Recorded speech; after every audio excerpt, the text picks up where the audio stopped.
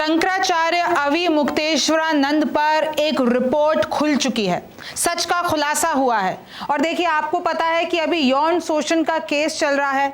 In fact Shankaracharya कह रहे हैं मुझे फंसाया जा रहा है पॉक्सो एक्ट में। ये सब कुछ क्या है 5 मिनट में समझिए। नमस्ते, मेरा नाम रिमझिम जेठानी है। अब मैं आपको बताती हूँ कि ऐसी कौन सी रिपोर्ट खुल गई है। देखिए, शंकराचार्य स्वामी अविमुक्तेश्वरानंद के खिलाफ यौन शोषण केस चल रहा है, ये आपको पता होगा।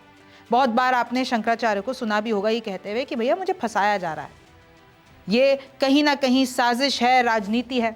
अच्छा, अब पुलिस के सूत्र ये दावा कर रहे हैं कि बच्चों की मेडिकल रिपोर्ट आ गई है और इस मेडिकल रिपोर्ट में पुलिस सूत्रों का दावा है कि उनके साथ दुष्कर्म हुआ है, इसका कॉन्फर्मेशन आ चुका है, डॉक्टर्स ने बता दिया है। और अब ये पता करना है कि किसने किया, किसने नहीं किया। पॉक्सो एक्ट जो लगा है तो उस पर शंकराचार्य को अब जेल होनी चाहिए। बुधवार को पीड़ित नाबालिगों का मेडिकल टेस्ट कराया गया। इसे शुक्रवार को अब कोर्ट में, इस रिपोर्ट को शुक्रवार को कोर्ट में पेश किया जाएगा। लेकिन अभी तक वो रिपोर्ट हमने नहीं देखी है, सिर्फ पुलिस सूत्र बता रहे हैं कि भैया उसमें ये पता चल रहा है कि कुकर्म हुआ है। बच्चों के साथ शंकराचार्य के आश्रम में यौन शोषण हुआ है। शंकराचार्य पर केस दर्ज कराने वाले का नाम है आशुतोष महाराज। उन्होंने ये कहा है कि भाई माघ मेले के दौरान शंकराचार्य का ये जो पूरा का पूरा शिविर है उसमें बच्चों के साथ यौन शोषण हुआ है। और जो पीड़ित बटुक हैं वो पहली बार मीडिया के सामने आते हैं, एक मीडिया चैनल को इंटरव्यू देते हैं और कहते हैं कि जब हम वहाँ पर अध्ययन के लिए गए थे, पढ़ाई करने के लिए गए थे, तभी हमारा वहाँ पर शोषण किया गया है। और भी बच्चे थे, हमको वहाँ पर ले जाया गया। अविमुक्तेश्वरानंद और उनके शिष्य मुकुंदानंद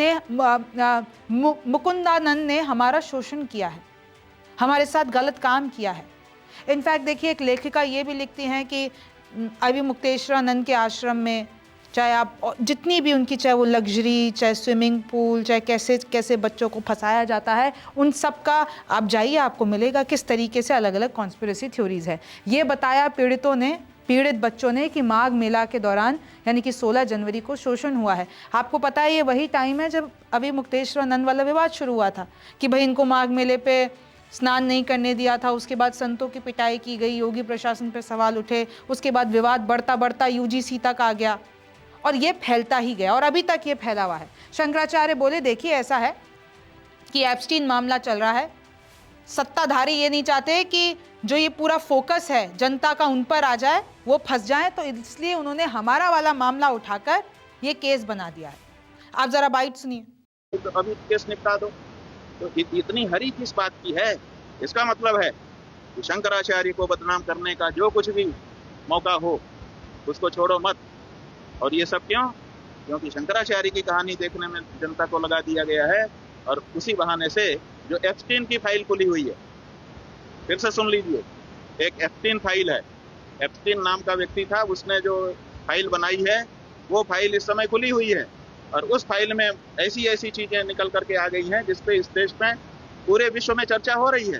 केवल भारत में चर्चा नहीं हो रही है, क्योंकि भारत में शंकराचार्य का मामला झूठा निकाल करके एप्स्टीन फाइल की चर्चा को दबाने का काम किया जा रहा है। अच्छा, शंकराचार्य की तरफ से ये भी दावा किया जा रहा है कि आप किसकी बात मान रहे हैं, हिस्ट्री शीटर की। आशुतोष महाराज एक हिस्ट्री शीटर है और उन्होंने वो कहानी बनाकर फैला देता है और आप मान ले रहे हैं। इनफैक्ट एक और चीज सामने आई है कि शंकराचार्य के वकील को जान से मारने की धमकी दी गई है, उनको मैसेज किया गया है।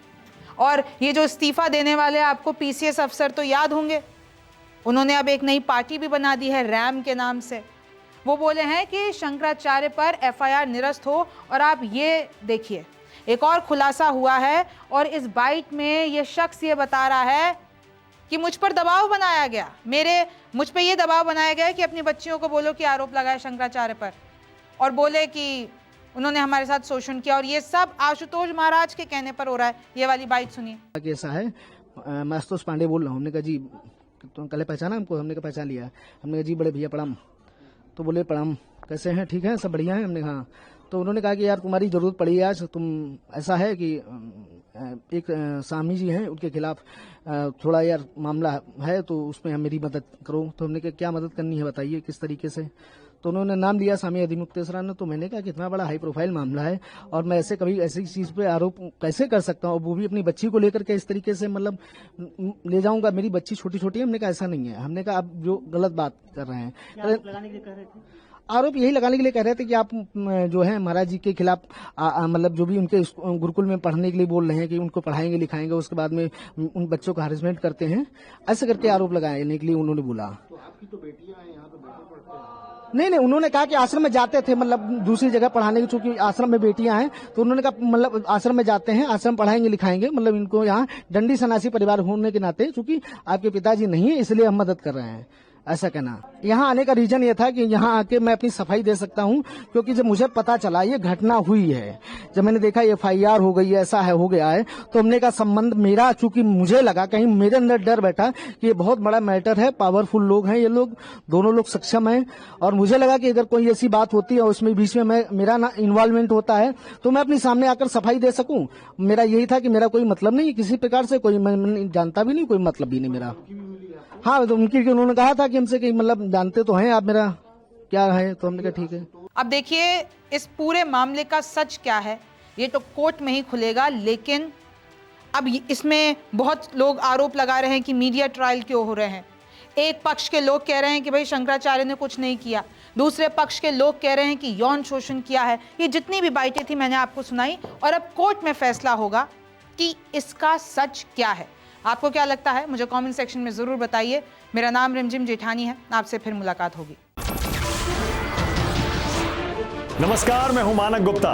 अगर आपको हमारा ये वीडियो पसंद आया हो तो इसे लाइक और शेयर जरूर करें, और हाँ, हमें सब्सक्राइब और फॉलो करना ना भूलें ताकि आप देश और दुनिया की कोई खबर मिस ना करें। तो जुड़े रहिए हमारे साथ और देखते रहिए News 24।